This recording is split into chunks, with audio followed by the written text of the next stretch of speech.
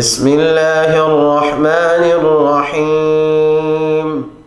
يا أيها الذين آمنوا لا تكونوا كالذين كفروا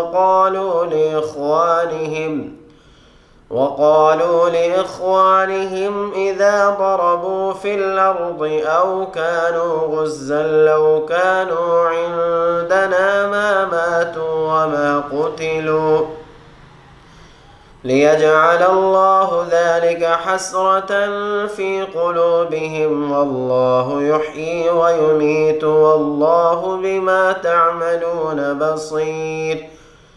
ولئن قتلتم في سبيل الله أو متم لمغفرة من الله ورحمة خير مما يجمعون. ولئن متم أو قتلتم لإلى الله تحشرون. فبما رحمة من الله لنت لهم ولو كنت فظا غليظ القلب لانفضوا من حولك فاعف عنهم واستغفر لهم وشاورهم في الأمر فإذا عزمت فتوكل على الله إن الله يحب المتوكلين. إن ينصركم الله فلا غالب لكم وإن يخذلكم فمن ذا الذي ينصركم من بعده وعلى الله فليتوكل المؤمنون. وما كان لنبي أن يغل ومن يغلل يأت بما غل يوم القيامة ثم توفى كل نفس ما كسبت وهم لا يظلمون.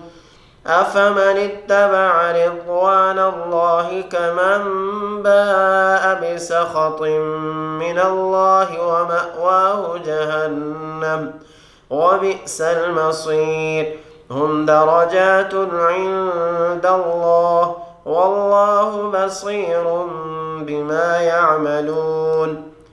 لقد من الله على المؤمنين إذ بعث فيهم رسولا من أنفسهم يتلو عليهم آياته ويزكيهم ويعلمهم الكتاب والحكمة وإن كانوا من قبل لفي ضلال مبين. أولما أصابتكم مصيبة قد أصبتم مثليها قلتم أنى هذا قل هو من عند أنفسكم إن الله على كل شيء قدير. وما أصابكم يوم التقى الجمعان فبإذن الله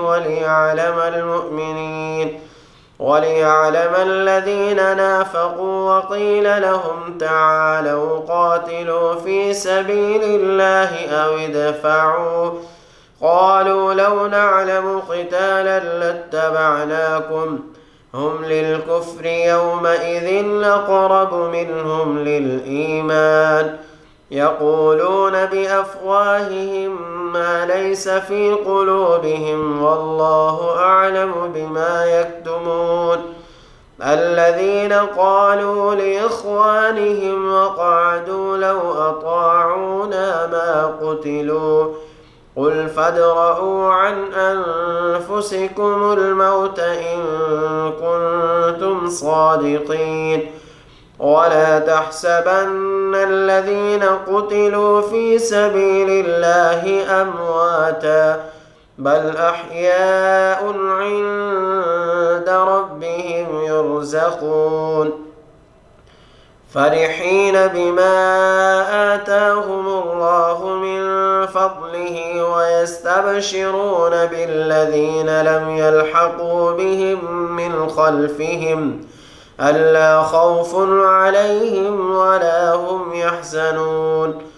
يستبشرون بنعمة من الله وفضل وأن الله لا يضيع أجر المؤمنين